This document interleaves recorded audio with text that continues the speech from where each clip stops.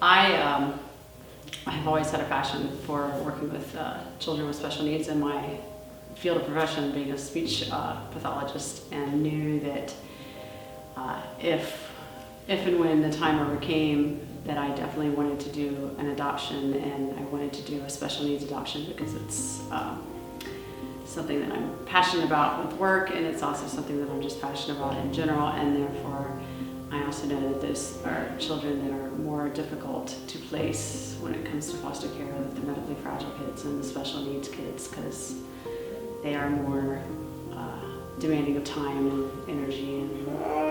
I, on the other hand, my entire life growing up, never had really any exposure to people with disabilities or special needs. I mean, you would occasionally recognize or see someone, but not within our, my own family that I have a personal connection with. So very early on in our relationship, Corinne and I had always talked about, not necessarily before we had children, but we had talked about wanting to eventually adopt and or foster.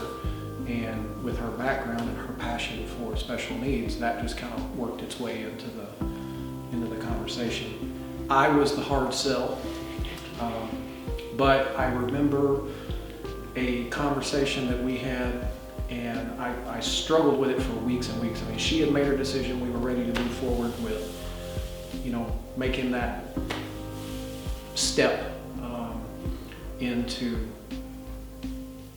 seeking out what it would take to become a foster home and eventually, getting into this. And I wrestled with it for weeks and weeks and weeks, and then finally it just kind of hit me, and the words just kind of came out of my mouth and I think I said, if it's important to you, then it's important to me. Joey always went to the nursery for the longest time and did really well, but then it got to be, he needed to be old enough to move into children's church with the older kids and his peers, and that's been always our goal, is to keep Joey with his peers as much as possible. And so that Dylan approached us with having a connection with James, that he could kind of be Joey's mentor, I guess is a good word for it, to assist him in children's church and help him go through with what happens in children's church, make him comfortable, helps him use his talker and work with the, interact with the other kids and everything. Gives us a good comfort level that there's somebody each week who actually knows Joey and gets comfortable with Joey and is making sure that he's having fun. I've been coming to Plum Creek probably around 3 years, but I really got involved last year when I joined Life Group, and it really, my faith has grown so much stronger just getting to come in here, work with Joey, and see his smile on his face. It gives you the push to keep going doing what you're doing, because you see that you're at least making an impact, what you're doing is helping others. I can really now, I think, see and understand how other families who maybe have either one or more than one child with special needs or any kind of a disability, and they want to be able to go to church. I could see how that could be a limitation for them. Or, does the church have a facility to accommodate my child? Do they have some? Is the child going to be safe?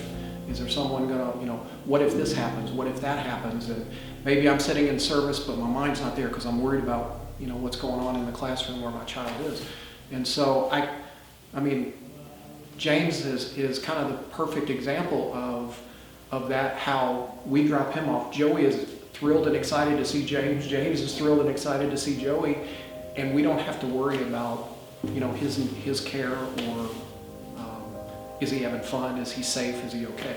So now we can go and focus on the service. What I'm doing with Joey, being a buddy basically, like one-on-one. I think it can really help work with other kids with special needs that don't have anyone, and families can bring them in and they know like someone's going to be there with their child every Sunday that knows who they are. They're going to be able to make sure that